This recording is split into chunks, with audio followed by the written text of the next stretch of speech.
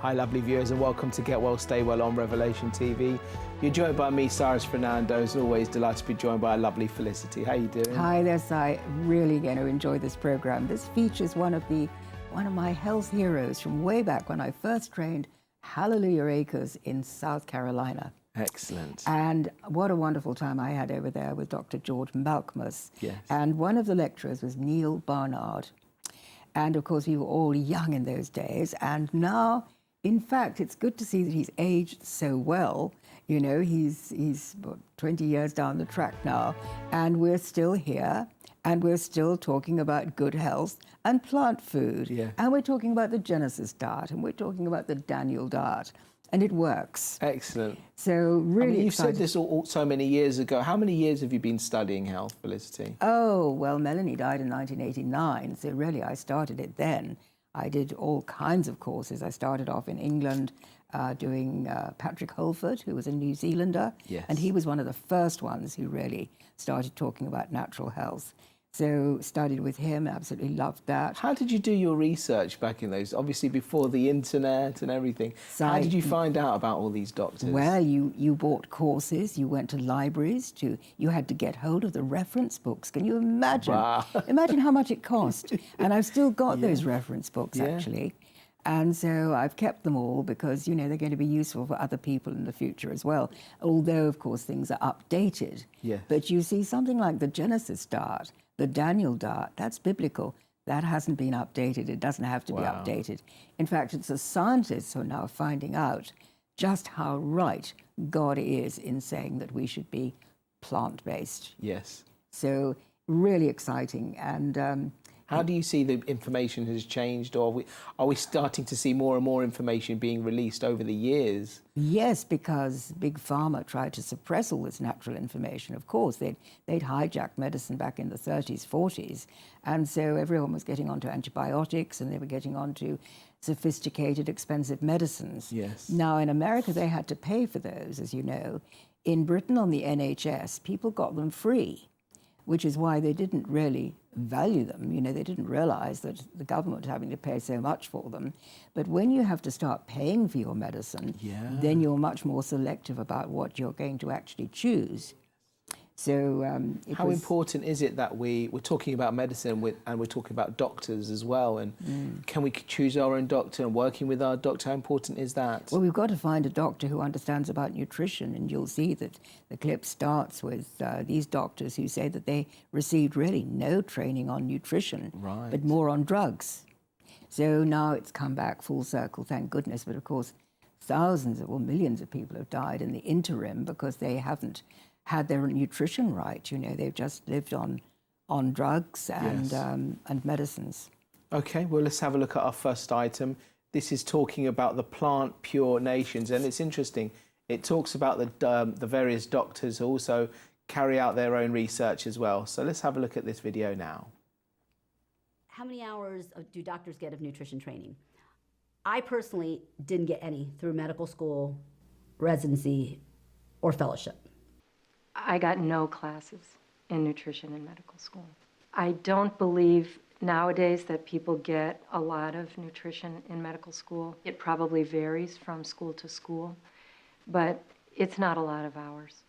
When I read the China study, my emotional reaction to it was one of horror, that I did not know any of this information and that I had been practicing medicine poorly. As I think back on it, I didn't know anything about nutrition.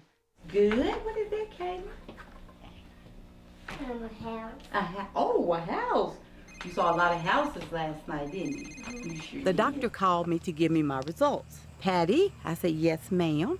I want to give you your total cholesterol numbers. You're doing great. You're down 60 points. I said, oh, good.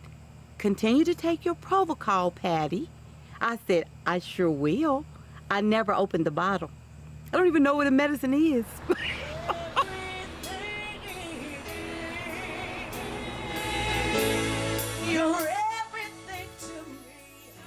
I believe that food choices matter. But not only do our food choices matter when it comes to the cruel treatment of animals and to the degradation of our land, food choices also matter because food choices can directly impact our health for better or for worse. Amen. A few weeks ago, Nelson Campbell was invited to our Bible study. He had a radical proposal. He said for 10 days, I put a whole plant food-based diet before you. Now I ask you to put it to the test. Yeah.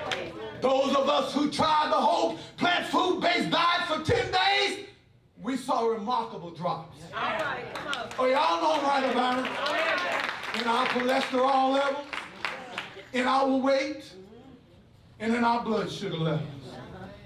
Those of us who tried this whole plant food-based diet for 10 days can testify which diet is better. All right. Every day it seems like there's another fad diet that's out there, and one example of this is the low-carb diet. They emerge every now and then, and the idea is you're leaving out the potatoes and rice and so forth. What it really is an animal-based diet. You'll hear people say that on a low-carb diet you lose weight, you get healthy. When you look at what happens to people over the long run, a great many of them, their cholesterols go up, their heart risk goes up, their long-term cancer risk goes up. The evidence supporting a whole foods plant-based diet is overwhelming. We have hundreds, if not thousands of studies. One of the diseases that people are most concerned about is cancer, and for good reason. A number of studies strongly suggest that a whole foods plant-based diet is not just good for preventing cancer, it also may be powerful for changing the course of cancer once it's been diagnosed. And this is an area ripe for more study. Anybody who speaks against the health benefits of a whole foods plant-based diet either just doesn't know the facts or they've got some economic interest that's at play here. The facts are overwhelming.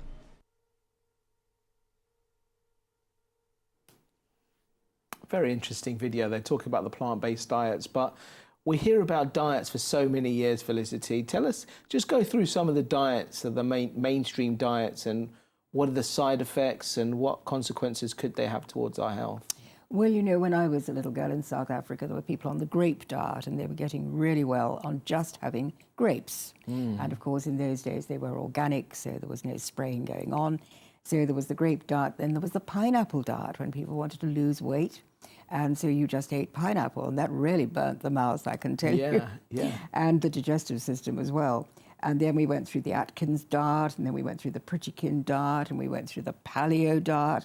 There's a ketogenic diet at the moment. But you see, the Gerson diet, which got me well, is Dr. Max Gerson, who based it on God's diet, and also adding in this real detox with the coffee enemas. Yes. And, you know, on the phones, I was talking to people in America last night and people in New Zealand early this morning.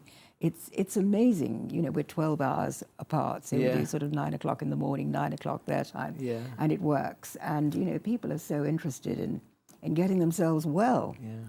There's a huge amount of pancreatic cancer at the moment. And people are suddenly diagnosed stage 4. You know, there's nothing that can be done, the doctors say. And then they do go on to Google, they go onto a search engine, and they find Felicity Corbin Wheeler got well, because praise God, I mean, I've never done any of this publicity. I don't even know how to do it, Si. But, you know, God has arranged it. And apparently there's 400 references to me in pancreatic cancer. Right. If people have a look. And my son saw that one day and he said, Mum, I had no idea you were doing all this. But anyway, thank God the word is out. And you see, I think the Gerson diet, which is basically God's diet again, like dear old Pastor Ben there is preaching, you know, what a lovely preacher. I love those churches. I mean, in how America. influenced are we when we constantly hear about the various diets and people say, oh, my friend's on the diet, and oh, this is a new diet, this is the latest diet. Do we get sucked into it? What happens then? Well, we try it. What goes on? Yeah, some people might do. I mean, everyone's trying to lose weight because they've been on the wrong food. So, you know, they'll go for any kind of diet that they think will work. And it's very much a thing that you talk with the other girlfriends, talk about it. And, you know, somebody suggests something. But, you know, you come back to, really, it's coming back to the fruit and vegetables. And when you do come back to that diet, people are healthier. And that is exactly how the tape said, you know, the animals in the wild would eat the herbs and the fruits and the seeds and the nuts and the green plant. Yes. So we really need to get back to that. And what are the main differences between a vegan and the plant-based diet? Well, the great thing is that, I mean, if you go on a vegan diet, you could be eating baked beans on toast, which wouldn't have any nutrition in them. Yes. Whereas if you go on a plant-based diet, you're thinking about bananas and you're thinking about carrots and garlic, you know. But talking about churches preaching the word, when you think our normal church services usually end up with coffee and tea and biscuits, don't we? Yeah. Sugar biscuits. Yeah. Or cakes, you know, because some lovely lady has made a lovely homemade cake. Yeah. But you see, these things are all filled with the wrong sugars, fats, and salts.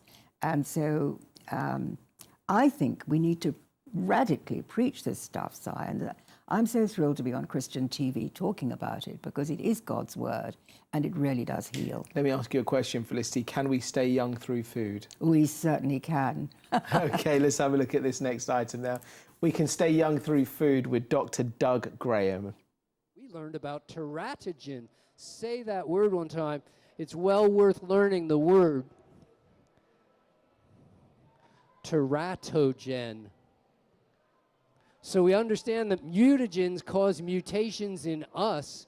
That raises our aging, accelerates our aging. Where do we get mutagens? We get mutagens from cooking our food. Sorry. Did I want to become a raw foodist? No. But it was the only road to get me where I wanted to go, to get me to this point where at 62, I'm still setting personal bests in sport. I'm still improving. I don't know a lot of guys that can say that. Do I blame it on my diet? No, I don't know why it happened. Maybe it was just luck. But I think my diet plays a role. I can't do the experiment. I can't live on 2 different diets. But you know, I did the cooked food thing for 25 years before I did the raw food thing for the last 35 years. And the raw food thing works better. So I'm not going back. I don't crave the old way any more than I crave writing postcards rather than sending an email.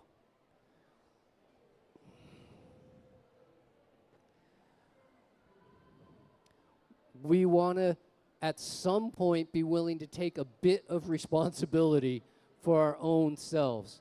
And the way to do that is to increase the amount of fruits and vegetables in our diet. When we cook food, we're increasing mutagens. Mutagens accelerate our own aging process because they stop our cells from reproducing perfectly. They don't reproduce perfect images of themselves. That's what aging is all about. At the same time, when we heat foods, it's been shown that when we heat proteins, when we heat carbohydrates, and when we heat fats, we create carcinogens. These are cancer-causing agents. The more exposure you have to cancer-causing agents, the greater the chances of you ending up with cancer. And then finally, we also create by cooking our food, we create what are called teratogens. If you want to come home with a cool word that none of your neighbors know about, use the word teratogens. Teratogens are substances that result in essentially birth defect, but not necessarily you having a child with a birth defect. It could be your great-grandchildren before it builds up to that point. It could take 6 or 7 generations before it builds up to the point of becoming birth defect. Or it could be 1 generation, as in the case of thalidomide, which was used as a drug to help people with various problems, and when given to pregnant moms, they ended up with children with no arms and no legs. They still had hands and feet, but no arms and no legs. It's not a great way to go, to have hands sticking out of your shoulders and feet sticking out of your hips. Okay? And thalidomide is a classic teratogen, but it's a really powerful one. But we also produce teratogens by cooking our food. So we don't notice it because it takes a few generations to have its effect, but it's having its effect right now, as for the first time in history, we're seeing children being born not as healthy as their parents. Interesting. Thank you so much indeed for that. Teratogens, Felicity, it's the very first time we're hearing about this. What a name to conjure with, isn't it? Make a good password, wouldn't it? Teratogen. Yeah. But no, it's serious. And the thing is that the defects, there are birth defects now that weren't, you know, the autism and various birth defects that are happening now. Like, I mean, the time I was having my children was the time of thalidomide, and thank God I didn't take thalidomide. I might well have done that because, in fact, I was very sick with my first child, and sick for every day for 3 months, you know, like poor Kate Middleton. And it is absolutely frightful. You're passing out all the time. It's really bad. Exactly, yeah. But thank God I didn't have thalidomide because I might well have done. And so what they're discovering is that as we're getting more into the cooked food, like the Pottinger cat experiment, you know, where Dr. Pottinger had the cats on raw food and then on cooked food. Yes. After 3 generations, they couldn't actually have healthy kittens anymore. And this is happening on a different time scale, obviously, with humans, because our life is much longer than a cat's life. But certainly, as generations go on, people are getting unhealthier with the children. The babies born now, when they test the blood, they've got something like 283 toxins in the blood of a newborn baby. Wow. Now, that's really shocking. Yes. So despite all the good things we've done with medicine and, you know, easier neonatal care and things, children are being born. We know children are being born with certain defects. So what are the main factors that we can help to produce more healthier children? To go back, as Doug Graham says, to go back to the raw food diet. And he's been doing it for the last 35 years, he says. He's now 62, and he's still doing personal bests, you know, doing his best athletic performances of his life. We talk about the raw food diet, and some of our children, they used to do the fats and the sugars, the soft drinks, for example. Yeah. How do we transform them into a healthier diet and start removing the sugary foods, of processed foods, the fat foods? Well, it's just giving them healthy things like, you know, the carrot juice I do with the grandchildren, which I'm always talking about. It's getting them interested in food and explaining to them how, you know, how nice it tastes, how exciting it is to see the orange liquid flooding out of the juicer, and, you know, how they can push the carrot down. And of course, they love doing that. It's fun. And, you know, then you explain about the dates and the raisins and the healthy things that they can have that are sweet, and explain to them that, you know, fruit gums, for instance, and those gummy sweets are just the cartilage of dead animals with a nasty kind of flavoring and a nasty kind of coloring. Yeah. And so if they want to be fit and strong, then, you know, go for the natural stuff. And then I bring God into the equation there and say, this is God's diet. And so the beautiful carrots and the green juice and all the good things that we have. Interesting. We're going to move on to now avocados, Felicity. What else could we move to? What else could we move to? Avocados, the healthiest food in the world, absolutely brilliant, because they've got all the essential fatty acids. They taste delicious. You can make them into all kinds of other things as well. You know, you can make them into sweets. It's the basis of a lovely, like a cream, actually. Yeah. And what a lovely way to go. An avocado a day keeps the doctor away, as they say. Lovely. Let's have a look at this. Avocado is healthy for our brains and our hearts. Let's have a look now. Hi, everyone.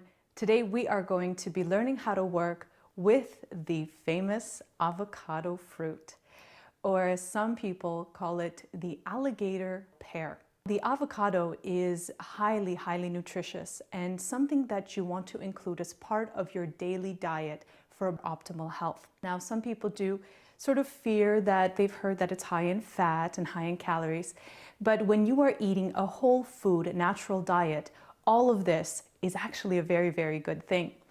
The avocado, as I will share with you, is highly beneficial in all the right nutrients that are going to be supporting our health in so many different ways. So before we get into the process of how do we work with the avocado, let's talk a little bit about what can you expect in terms of its nutritional composition, and why is this such a powerful food to include as part of your regular diet. For starters, yes, a medium-sized or so avocado is about 300 calories. As part of a whole food salad, that actually is an excellent amount. But in general, consuming a half or one avocado a day is considered fine as part of a whole foods natural diet.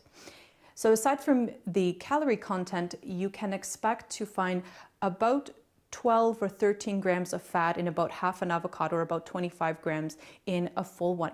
Now, we have to understand that the fats in the avocado are extremely beneficial for our health. There are so many different fatty acid benefits of the different types of fatty acids, like oleic acid makes up pretty much half of the avocado's fat. What makes these fats so powerful is that they help to make your brain function properly.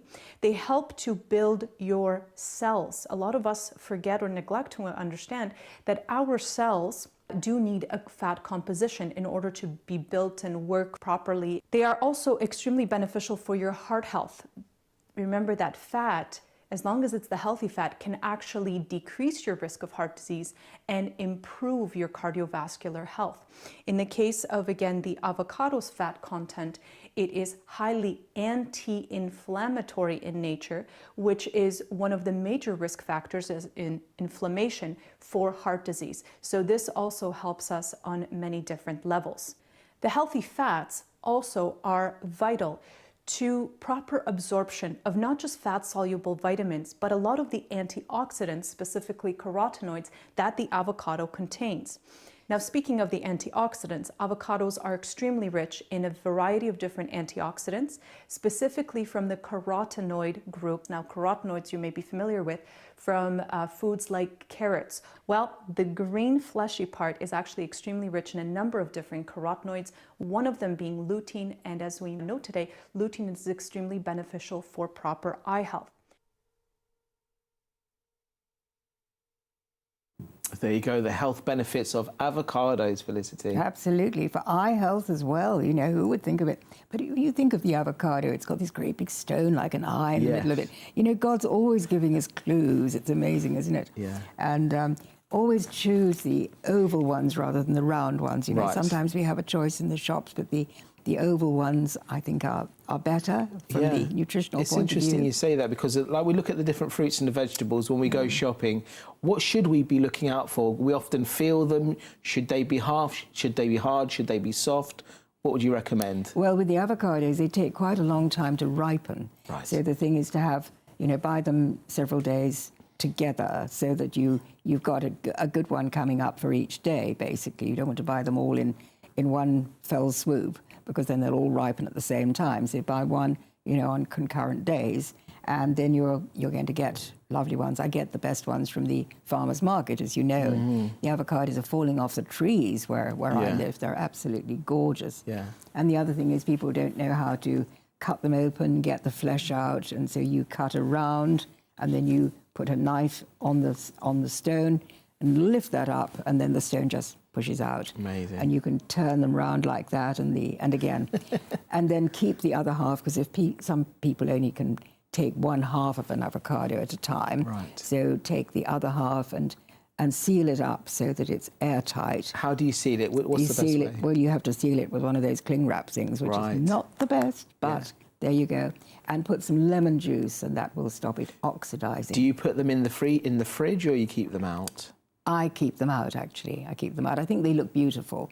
Yeah. I love to have a bowl of the oranges and the lemons, and then you've got the avocado. There's something so pleasing about those three colours, you know. So I have that like a decoration. I mean, what would you recommend, obviously, if we're juicing or preparing a lovely, delicious salad and we've got some leftover cucumber or tomatoes, should we be putting them into our fridge to keep them nice and cool? Well, it's better to have everything fresh, but yes, and you can get one of those cards. You know, there's a freshener card that you can get now, which works on the electromagnetic principle, and it does keep things fresher in the fridge. But you know, the avocado is just beautiful, having them out there and having them lined up, so you've got a beautiful one that's going to be ripe for the next day and the day after. And I never tire of them, because, you know, you can mix them with the tomatoes and the peppers and the onions. It's so creamy as well, especially in a juice. It just makes the juice, totally transforms the juice as well. And you can make it into a lovely sweet, as I was saying as well, when I trained in America, you know, we went to these wonderful raw food restaurants that we were just studying how they did this stuff. And, you know, suddenly you find you can have a cheesecake, you know, made from avocados. Wow, tell us, Felicity. Really, really healthy. Well, what are the ingredients? Well, you have to mix it up with, obviously this is going to be with something sweeter. So we were talking about guacamole, which would be the, you know, the savory kind of avocado. But you can mix it with the sweet things like maple syrup and the good natural sweetener, stevia, for instance.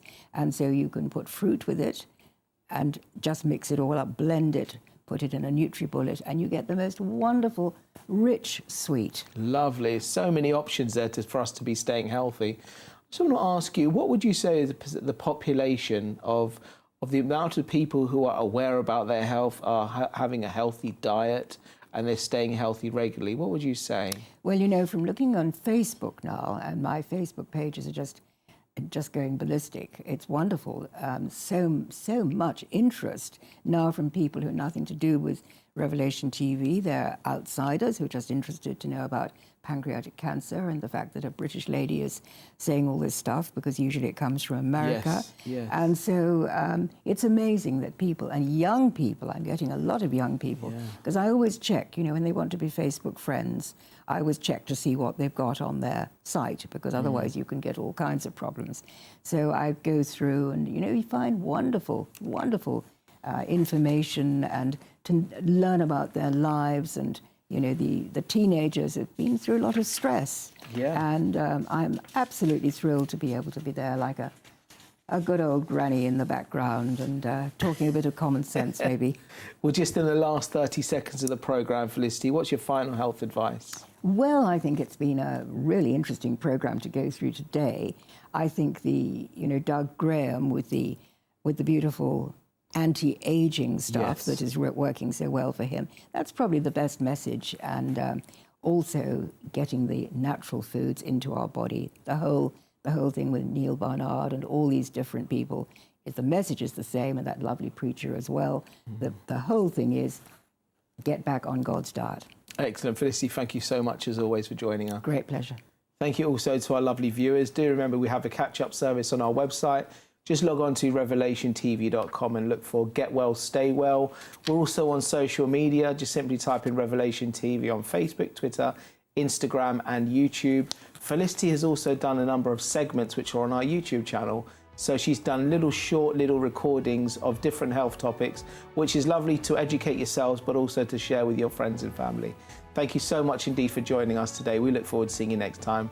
Take care. God bless. Bye-bye.